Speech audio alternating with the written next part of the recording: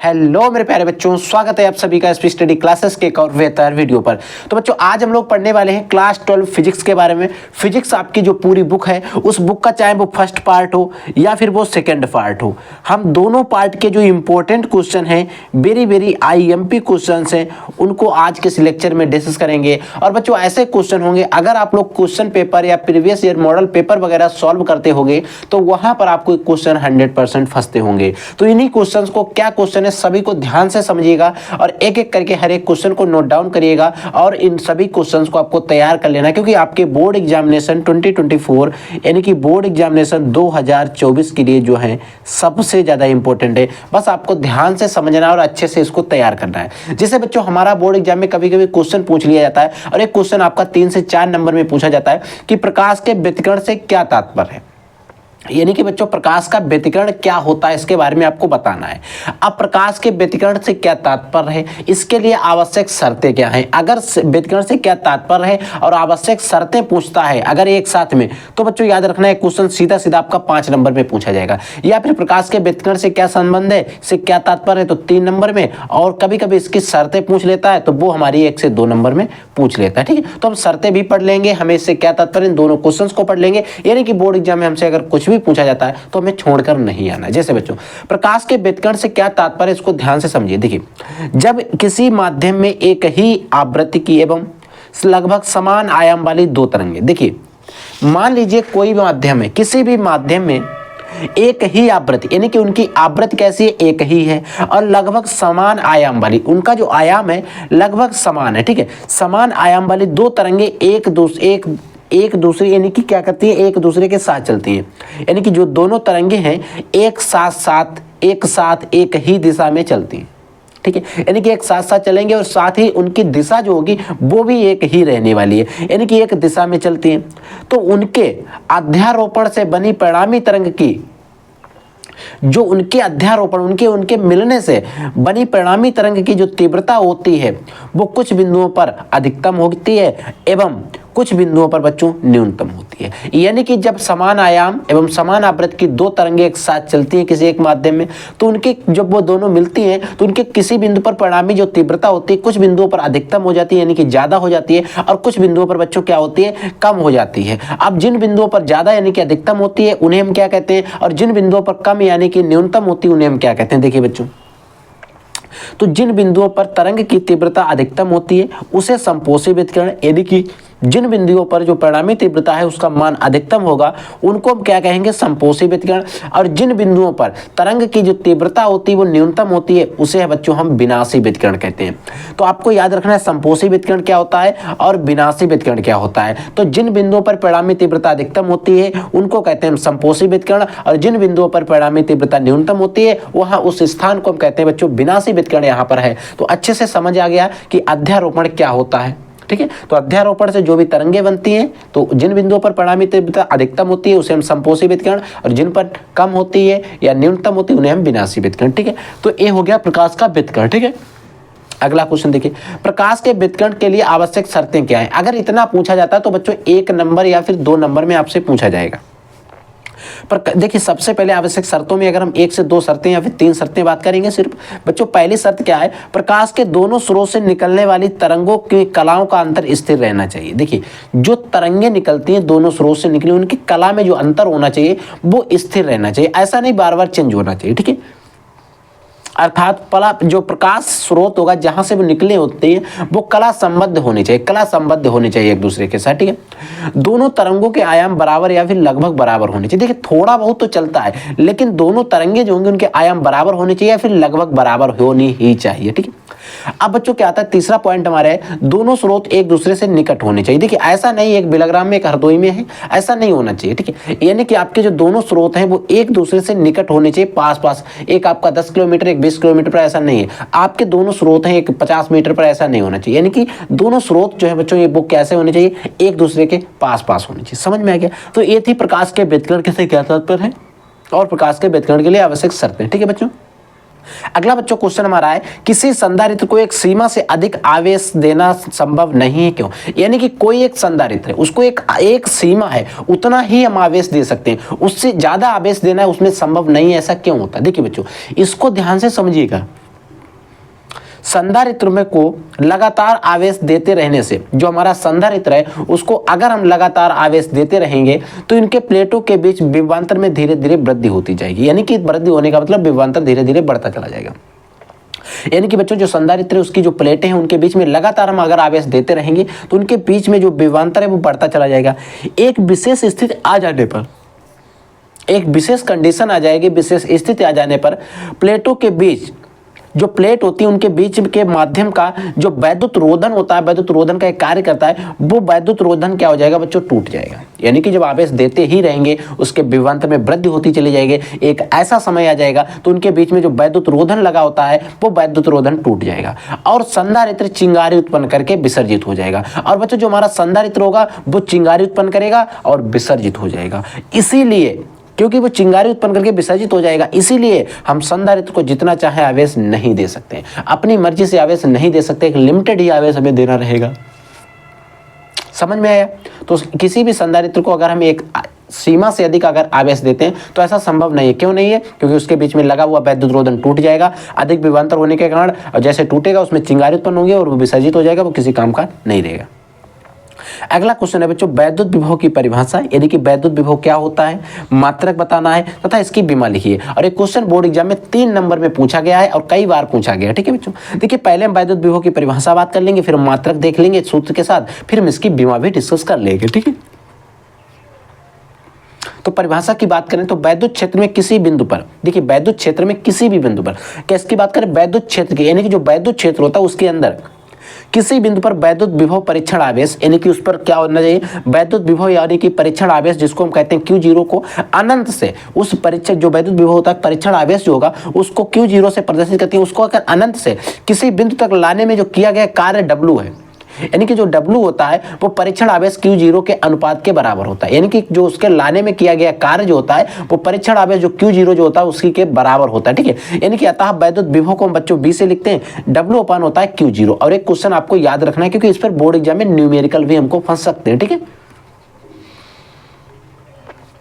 और दूसरी बात वैद्युत विभव एक अदिश राशि, ये भी आपको याद रखना है। इसका जो मात्रक होता है जूल प्रति कूलाम होता है और जिसे कभी कभी हम वोल्ट भी कह देते हैं। ठीक है, तो अगर आपको बोर्ड एग्जाम के अंदर वोल्ट मिलता है तब भी आपको कंफ्यूजन नहीं लेना है, और जूल प्रति कूलाम मिलता है तब भी आपको कंफ्यूजन नहीं लेना है। ठीक है, तो कभी कभी जूल प्रति कूलाम को ही बच्चों हम वोल्ट कह देते हैं। फिर बात आती है सर इसका मात्रक हो गया, अब इसकी बीमा। अब बच्चों इसकी बीमा आप ये याद रखिए, ml की पावर ml जो है m l की पावर 2 t की पावर -3 a की पावर -1, इसकी बीमा है। अब आपको देखिए बीमा भी हमने बता दी, इसकी परिभाषा भी बता दी, एक कैसी राशि, एक अदिश राशि है, और आपको इसका मात्रक भी बता दे। ठीक है, और ज्यादातर अगर आप न्यूमेरिकल में देखोगे तो जो वैद्युत विभव होता है बच्चों उसका मात्रक आपको वोल्ट ही दिखाई देता है। ठीक है बच्चों, अगला क्वेश्चन है बच्चों की वैद्युत फ्लक्स की परिभाषा तथा मात्रक लिखिए। ऋणात्मक वैद्युत फ्लक्स का क्या अर्थ है? देखिए ये सबसे इंपॉर्टेंट क्वेश्चन है, वैद्युत फ्लक्स और परिभाषा और मात्रक तो आप लिख लोगे, फिर वहां पर एक चीज और ऐड कर देता है, और 3 नंबर में आपसे जब भी ये पूछा जाएगा तो लगभग 2 से 3 नंबर में ही पूछा जाएगा।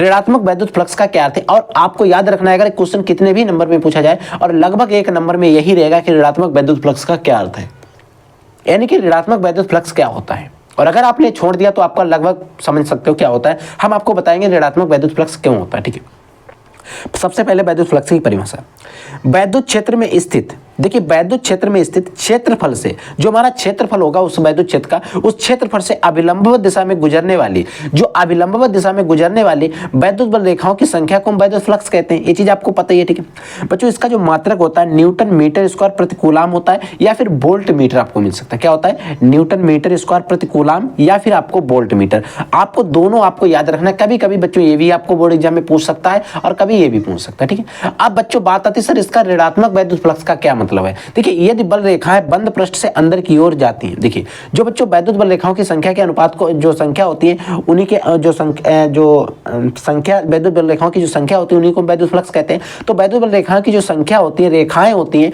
तो जो वैद्युत बल रेखाएं वो बंद पृष्ठ के अगर अंदर की ओर जाती हैं तो हम ऋणात्मक वैद्युत फ्लक्स का चिन्ह लेते हैं, बाहर की ओर आती है तो पॉजिटिव लेते हैं। चीज आपको पता है। यदि बल रेखाएं जो होती है बंद पृष्ठ से अंदर की ओर जाती है, जो बंद पृष्ठ अगर उसके अंदर की ओर जाती है तो वैद्युत फ्लक्स का चिन्ह जो होता है बच्चों कैसा लिया जाता है? ऋणात्मक होता है। चीज आपको याद रखना। ठीक है, अगला टॉपिक है बच्चों, अगला क्वेश्चन हमारा है कि समविभव पृष्ठ से क्या तात्पर्य है। समविभव पृष्ठ क्या होती है, इसकी प्रमुख विशेषताएं क्या है, यानी कि समविभव पृष्ठ से क्या तात्पर्य है और इसकी प्रमुख विशेषताएं क्या होती। देखिए, किसी वैद्युत क्षेत्र में स्थित कोई एक ऐसा पृष्ठ जिस पर स्थित सभी बिंदु समान विभव पर हो, समविभव पृष्ठ कहलाता है। ये बच्चों आपकी डिफिनेशन है बुक की लैंग्वेज की। अगर हम बात करें, अगर आप इस डिफिनेशन उससे सहमत नहीं है तो आप लिख सकते हो, वैद्युत क्षेत्र में, किसी भी वैद्युत क्षेत्र में खींचा गया वह काल्पनिक पृष्ठ जिसके सभी बिंदुओं पर विभव समान हो उसे हम समविभव पृष्ठ कह सकते हैं। ठीक है, ये चीज भी आप लग सकते हैं। बच्चों अगर हम बात करें इसके लिए आवश्यक शर्तें या फिर विशेषताएं इसकी क्या होती है,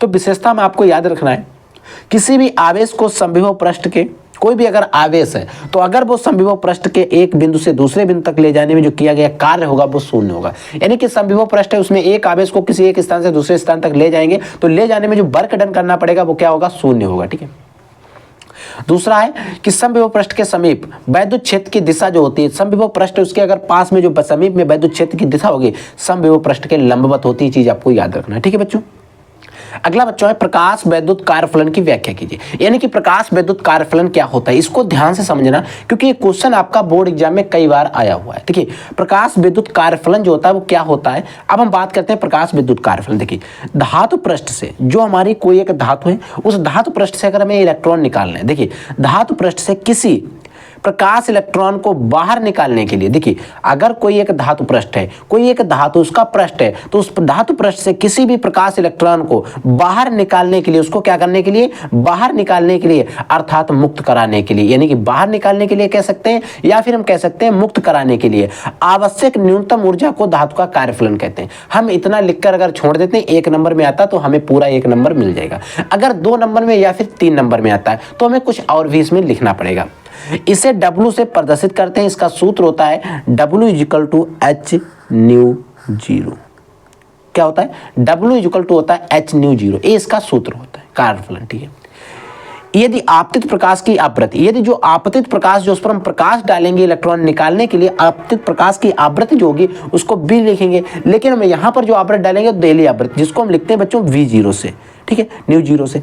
अब बच्चों देखिए, देहली आवृत्ति लिखेंगे तो ऐसे फोटॉन की संपूर्ण ऊर्जा, देखिए ऐसे में क्या होगा, जो फोटॉन की संपूर्ण ऊर्जा होगी धातु के कार्यफलन के बराबर होती है। जो फोटॉन की संपूर्ण ऊर्जा होती है वो धातु का जो कार्यफलन होता है उसके बराबर होती है। यानी कि कार्यफलन को W से लिखते हैं h न्यू 0, यानी कि पढ़ने वाली ऊर्जा उसके क्या होती है, बराबर होती है। यदि आपतित फोटॉन की ऊर्जा कार्यफलन से कम होगी तो कोई भी प्रकाश इलेक्ट्रॉन उत्सर्जित नहीं होगा। हाँ सही बात है, अगर हम उस पर जो प्रकाश डाल रहे हैं उस आपतित फोटॉन की ऊर्जा अगर उस प्रकाश पे, उस जो जिससे हम कार्यफलन धातु का निकालने वाले, धातु से इलेक्ट्रॉन निकालने वाले, अगर उसकी जो क्षमता इलेक्ट्रॉन निकलने की उससे अगर कम होगी, जो हम उस पर आपतित प्रकाश के फोटॉन की ऊर्जा डालेंगे वो अगर उससे कम रहेगी तो आपको पता होना चाहिए इलेक्ट्रॉन एक भी उत्सर्जित नहीं होगा। जब उससे ज्यादा होगी तभी वो इलेक्ट्रॉन उत्सर्जित होगा। ठीक है बच्चों, सूक्ष्म तरंगे होंगी, अवरक्त तरंगे होंगी, परावैंगनी तरंगे होंगी तथा एक्स किरणों के एक एक उपयोग लिखिए। हम आपको एक एक उपयोग यहाँ पर बोर्ड एग्जाम में पूछा गया, हम आपको 2-2 उपयोग बता देंगे। ठीक है, सबसे पहले बात करते हैं बच्चों सूक्ष्म तरंगे। सूक्ष्म तरंगे क्या होती हैं?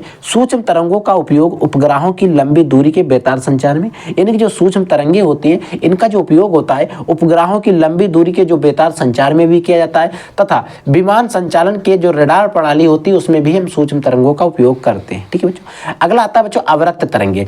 कोहरे तथा धुंध में, अगर हमें कोहरा है, धुंध है, वहां पर मिट्टी है, अगर हमें वहां पर फोटोग्राफी करना है तो हम अवरक्त किरणों का प्रयोग करते हैं। ठीक है, फलों व बीज को सुखाने में भी हम अवरक्त किरणों का प्रयोग करते हैं। ठीक है, अगला बच्चों आता है एक्स तरंगे। इन तरंगों का उपयोग नकली दस्तावेजों, नकली नोटों, अंगुलियों का पता लगाने में भी किया जाता है। ठीक है, इतनी जगह हम परावैंगनिक किरणों का उपयोग करते हैं। फिर बच्चों आती है हमारी कौन सी लास्ट किरण आती है बच्चों? एक्स किरण। अब बच्चों जो एक्स किरण आती है इसका उपयोग क्या होता है? इन तरंगों का उपयोग शरीर की जो हड्डियां होती हैं, इन हड्डी के टूटने का पता लगाने में, फेफड़ों रोगों आदि में संचार में किया जाता है। देखिए एक्स किरणें जो होती हैं बच्चों, इनमें क्या होती है, इतनी क्षमता होती है कि ये जो हमारा मांस है बच्चों इसको तो भेज सकती है, लेकिन इसके अंदर जो बोन्स हैं, जो हड्डियां हैं, उनको भेद नहीं सकती हैं। तो मान लीजिए जहां से कहीं से भी हड्डी टूटी होती है, जब ऊपर से एक्सरेज डाली जाती है, ठीक है, जैसे ही एक्सरेज डाली गई, मान लीजिए यहाँ पर हमारी कोई एक हड्डी डैमेज है तो यहाँ से वो एक्सरेज डायरेक्ट यहाँ पर आ जाएगी, यानी कि मांसों को भेज देगी, और वहाँ पर हड्डी तो है नहीं तो वहाँ से वो निकल कर हमारे नीचे आ जाएगी। और वहीं पर डॉक्टर जो आपको एक्सरे ऐसे करके नहीं उठा के देखता है, हाँ यहाँ से आपकी हड्डी टूटी, तो वो इसी से पता लगा देता है। जहाँ पर वो जो एक्सरेज होती है पूरी चली जाती है वहीं पर हड्डी टूटी होती है। ठीक है बच्चों, समझ में आ गया। अगला क्वेश्चन देखिए। तो देखिए बच्चों, अगला हमारा जो क्वेश्चन है उसमें पूछा जा रहा है मीटर ब्रिज का सिद्धांत क्या है, यानी कि जो मीटर ब्रिज सिद्धांत होता है वो क्या है, इसके बारे में आपको बताना है। तो बच्चों, जो मीटर ब्रिज सिद्धांत होता है, व्हाइटस्टोन ब्रिज का जो सिद्धांत है उसी पर कार्य करता है। देखिए, मीटर ब्रिज व्हाइटस्टोन ब्रिज के सिद्धांत पर कार्य करता है, यानी कि जो मीटर ब्रिज होता है बच्चों, व्हाइटस्टोन ब्रिज का एक सिद्धांत है, उसी के अनुसार कार्य करता है। इसके अनुसार, किसके, मीटर ब्रिज सिद्धांत के अनुसार, यदि चार प्रतिरोध P, Q, R तथा S हैं, चार प्रतिरोध हैं P, Q, R, S, समांतर चतुर्भुज के रूप में उनको जोड़कर, यानी इनको क्या किया गया, समांतर चतुर्भुज के रूप में इनको जोड़ दिया गया। अब क्या किया गया, जैसे इनको समांतर चतुर्भुज के रूप में जोड़ दिया गया, इनके एक विकर्ण में क्या करती है, हमने बैटरी तथा दूसरे विकर्ण में हमने धारा मापी जोड़ दी। अब एक विकर्ण में अगर बैटरी और दूसरे विकर्ण में धारा मापी जोड़ने पर धारा मापी में कोई धारा नहीं बहती है, यानी जो धारा मापी होगा उसमें कोई भी धारा नहीं बहेगी। तो युक्त जो हमने प्रतिरोध, जो युक्त है कि हमारी तकनीक है, युक्त प्रतिरोध के बीच में निम्नलिखित संबंध होता है, जिसे हम कहते हैं P/Q होता है इक्वल टू R/S होता है। और इस पर आपको बोर्ड एग्जाम में कभी कभी न्यूमेरिकल भी देखने को मिल सकते हैं। ठीक है बच्चों, अगला हमारा टॉपिक है विभव मापी सिद्धांत क्या है, यानी कि जो बच्चों विभव मापी का एक सिद्धांत होता है वो क्या है, इसके बारे में आपको बताना है। यदि किसी एक समान परिच्छेद के, यानी कि एक समान अगर हमारा कोई एक परिच्छेद चालक है, तो उस चालक तार में धारा प्रवाहित की जाए, उस चालक में जो धारा प्रवाहित की जाए, तो उस चालक तार, तो उस तार की किसी भी लंबाई पर, उस तार की जो लंबाई होगी, तो उस तार की किसी भी लंबाई पर होने वाले विभव पतन को, होने वाला जो विभव पतन होगा उस तार की जो खंड की लंबाई के क्या होता है, अनुक्रमानुपाती होता है। ठीक है, याद रखिएगा, उस खंड का जो तार खंड होगा उसके क्या होगा, लंबाई के कैसा होता है, अनुक्रमानुपाती होता है। ठीक है, फिर एक बार समझ लीजिए, यदि किसी एक समान परिच्छेद के चालक तार में, एक समान परिच्छेद के एक चालक तार में धारा प्रवाहित की जाए, तो उस तार की किसी लंबाई पर, उस तार की किसी भी लंबाई पर होने वाला विभव पतन, उस तार की किसी भी लंबाई पर जो विभव पतन होगा उस तार खंड की लंबाई के क्या होता है, अनुक्रमानुपाती होता है। ठीक है बच्चों, अगला क्वेश्चन है बच्चों, चालक का प्रतिरोध किन बातों पर निर्भर करता है। देखिए पहले तो आपको पता होना चालक होते क्या है। देखिए बच्चों, चालक वे पदार्थ होते हैं जिनमें वैद्युत धारा का प्रवाह आसानी से हो जाए, चालक कहते हैं। जैसे बच्चों लोहा भी होता है, कोबाल्ट भी होता है, ठीक है, बहुत सारे होते हैं। अब अगर चालक का प्रतिरोध जो होता है किन किन बातों पर निर्भर करता है, तो चालक का प्रतिरोध जो बच्चों होता है वो चालक के पदार्थ, चालक की लंबाई तथा चालक के परिच्छेद पर भी निर्भर करता है, यानी कि चालक का प्रतिरोध जो होता है इन कंडीशंस, इन चीजों पर भी निर्भर करता है। ठीक है बच्चों, अगला क्वेश्चन देखिए।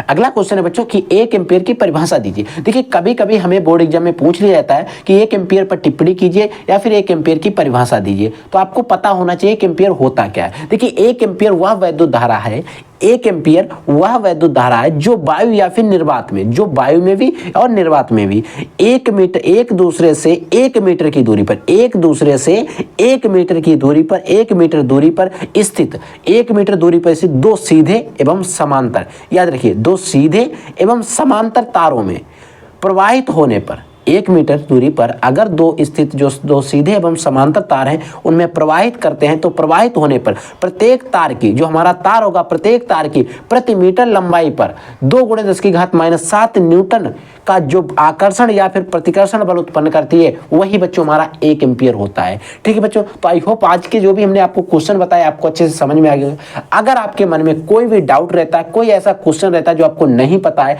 आपको खल रहा है, आपसे नहीं बन रहा है, तो वीडियो के कमेंट सेक्शन में हमसे कमेंट करके पूछिएगा, हम उसका जवाब और सॉल्यूशन आपको जरूर प्रोवाइड कराएंगे। अगर आपके मन में कोई भी डाउट है तो जरूर सेंड करिएगा हमारे पास, हम उसका सॉल्यूशन आपको प्रोवाइड करा देंगे। ठीक है बच्चों, तो आप लोग पढ़ते रहिए, आगे बढ़ते रहिए। I will take next class, तब तक के लिए जय हिंद, वंदे मातरम।